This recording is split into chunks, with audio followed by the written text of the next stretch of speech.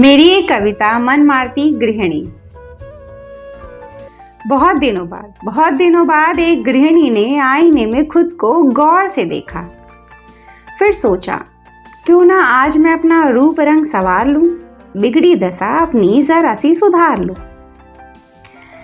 माथे की खाली दीवार पर चांद सी बिंदी टांग दूं, कानों की झूलन को किसी झुमके से बांध दूं, सूनी कलाइयों को चूड़ियों और कंगन से भर भर कर नाप दूं, जुल्फों को अपनी गजरों की खुशबू का साथ दूं, कोई मुलायम साड़ी अपने जिस्म को वार दूं और अपने पैरों को किसी छनकते पायल की साज दूं। और वो गृहिणी अपने श्रृंगार का ख्याल कर ही रही थी कि उसका आईना भी उससे कुछ कहने लगा। अस्त व्यस्त पड़ी है तेरे घर की सारी चीजें, हाय उसके माथे पर बल आने लगा। तभी किसी ने मम्मी तो किसी ने बीवी बहू कहकर पुकारा। सबकी पुकार सुन उसका कान खड़े हो जाने लगा। फिर किचन में जाकर एक हाथ से कड़छी तो दूसरे हाथ से उसे आटा गूंथना पड़ा और खाने में बाल ना गिर जाए इसलिए पूरा दिन उसे जूड़ा बनाना पड़ा। सबकी अलमारियों को जचाते जचाते उसको अपनी अलमारी से नजर चुराना पड़ा। और पूछो मत रात तक घर के हर हिस्से में उसको अपने पैरों को कितना नचाना पड़ा। ये सारे काम उस गृहिणी के एक दिन के नहीं थे। यूं ही अपने अरमानों को मारते मारते उसे अपना पूरा जीवन बिताना पड़ा। थैंक यू सो मच, आप सब ने अपना कीमती वक्त देकर मेरी इस कविता को सुना और मुझे उम्मीद है मेरी कविता आप सभी को बहुत अच्छी लगी होगी। और अगर अच्छी लगी हो तो मेरे वीडियो के ठीक नीचे एक रेड कलर का सब्सक्राइब बटन है, फॉलो बटन, बेल आइकन दबा दीजिए ताकि मेरा हर नया वीडियो आप तक आसानी से पहुंच सके और मैं आप सबके दिलों तक भी आसानी से पहुंच सकूं। आज भी आध्यात्मिक ही एक टॉपिक पर आप सबसे बात करूंगी और आज का मेरा टॉपिक है सप्त धातु। आप सबको मैं आज ये बताऊंगी कि हमारे शरीर के अंदर 7 तरह की धातुएं हैं।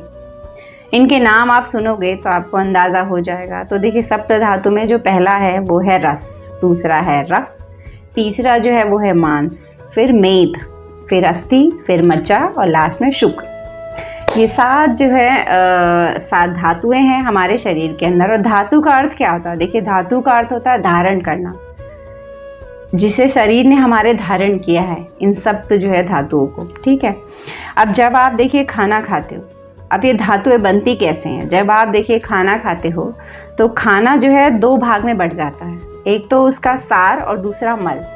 तो जो हमारे भोजन का सार होता है वो भी 2 भागों में बंट जाता है। उस सार में जो है कि हमें पोषक तत्व मिलते हैं और दूसरा हमें एनर्जी मिलती है। ठीक है, और जो मल है वो तो वेस्ट होता है, उसे हमें शरीर से बाहर हम निकाल देते हैं। तो जब हम भोजन को खाते हैं तो जठर अग्नि ही होती है। अगर हमारी जठर अग्नि अच्छे से काम नहीं कर रही तो हम भोजन को अच्छे से नहीं पचा सकते ऑब्वियसली। तो जब हम भोजन खाते हैं उस पर अग्नि की क्रिया होती है और उसके बाद भी बहुत सारी जो है कि क्रियाएं चलती हैं। उसके बाद जो है कि खाने से हमारा जो है कि पहली धातु बनती है वो है रस बनता है। ठीक है, रस बनता है। अब रस के बाद उस पर भी उतनी ही क्रियाएं होंगी और वो अग्नि को हम नहीं देख सकते, वो सूक्ष्म लेवल पर होगा, पर वो जो रस मिलेगा ना हमें खाने से, जो हमारे शरीर को मिलता है, ठीक है, तो वो रस में भी अग्नि की क्रिया होगी। उसके बाद भी बहुत सारी क्रिया होगी। उसके बाद जो है कि आपका रक्त बनेगा, फिर रक्त में भी कुछ अग्नि की क्रिया होगी और फिर बहुत सारी क्रियाएं होने के बाद उस रक्त से जो हमारा मांस बनेगा। मांस के बाद जो है कि ऐसे ही सेम क्रियाएं चलती रहेंगी। ये सारे सप्त धातु एक दूसरे से जुड़ी हुई हैं। फिर जो है कि हमारे मांस से जो है मेद बनता है। मेद यानी जो चर्बी होती है, वसा होता है, उसे कहते हैं हम। उसके बाद जो है हमारी अस्थियाँ यानी हड्डियाँ बनती हैं। हड्डियों के बाद जो है कि हमारा मज्जा बनता है। मज्जा क्या होता है? हड्डियों के बीच में जो एक स्पंजी ऊतक होते हैं और जो हमारी जो है कि रक्त की कोशिकाएं बनाते हैं, मदद करते हैं उनको बनने में, तो वो होती है हमारी मज्जा। और उसके बाद बनता है शुक्र। शुक्र क्या होता है? शुक्र जो है कि वीर्य होता है, जो इससे हम जो है कि संतान उत्पत्ति कर सकते हैं। ठीक है, तो सबसे लास्ट में जो धातु बनती है वो है शुक्र। सबसे पहली जो धातु भोजन को ग्रहण करने पर बनती है वो है रस।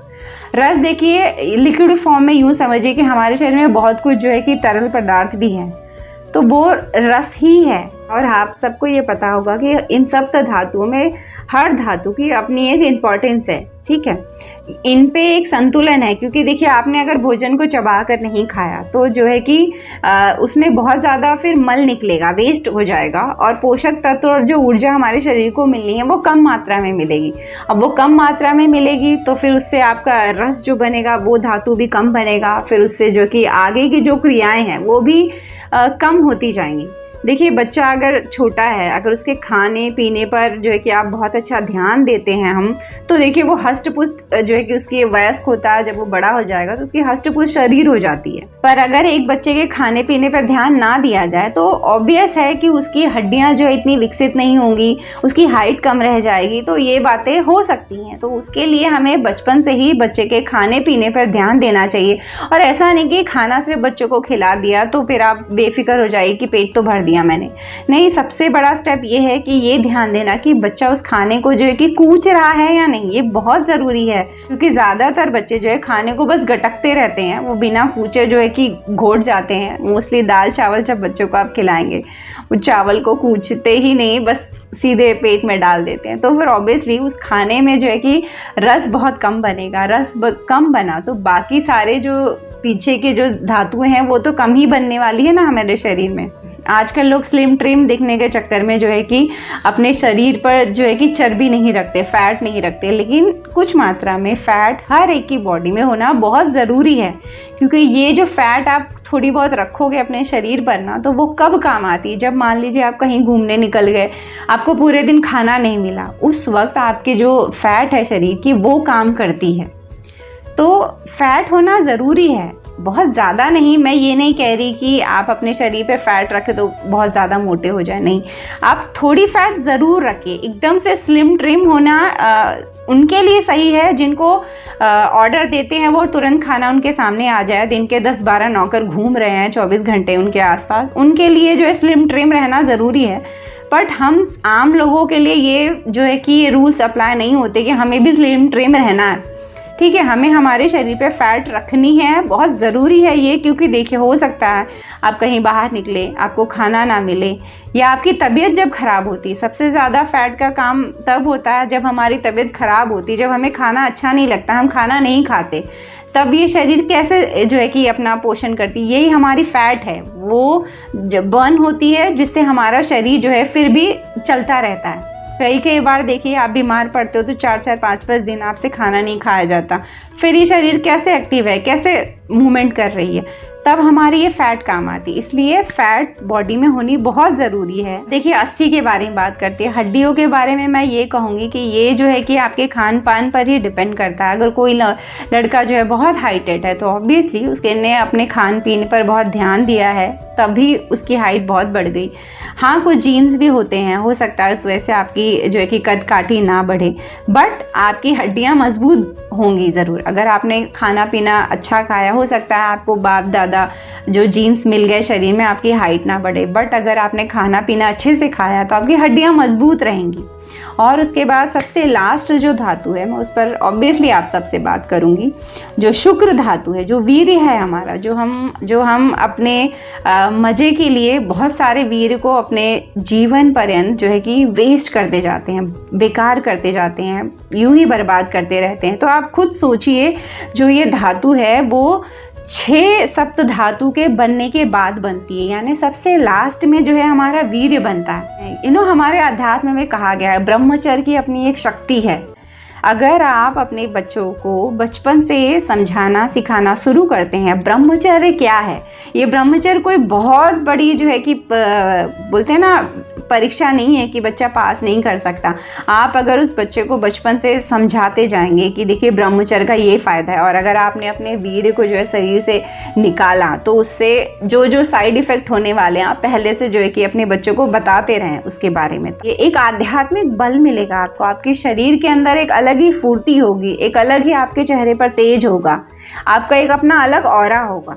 अगर हम अध्यात्म के रास्ते में चलते हैं तो बहुत सारी बातें हैं ऐसी जो आप करना शुरू करोगे तो आपको चेंजेस अपने आप समझ आएंगे। सात्विक खाने से बहुत बल मिलता है, हमारे शरीर जो है कि सही रहता है, हमारे शरीर के सिस्टम सारे सही रहते हैं। ठीक है, आपका मन आपके पकड़ में आने लगता है सात्विक खाना खाने से। ब्रह्मचर्य रखेंगे, आपका ऑरा स्ट्रांग हो जाएगा। आप अगर भीड़ में खड़े भी हो जाएंगे ना तो आपके चेहरे से लोग नज़र नहीं हटा पाएंगे। ब्रह्मचर्य से वो तेज मिलता है हमारे शरीर को। तो वो तेज अब से, अभी से कोशिश करिए सभी कि वो तेज आप अपने अंदर बनाए रखें। वो आध्यात्मिक बल आप अपने शरीर को दें और अपनी इस कीमती धातु को जो है कि बर्बाद ना करें। और ये थी मेरी बातें आज के इस टॉपिक पर। अगर आप सबको भी कुछ कहना हो तो मुझे कमेंट करिए। और चलती हूँ, एक और नए वीडियो में आप सबसे मेरी मुलाकात रहेगी। तब तक उसे दोस्ती बनाए रखिए। किससे?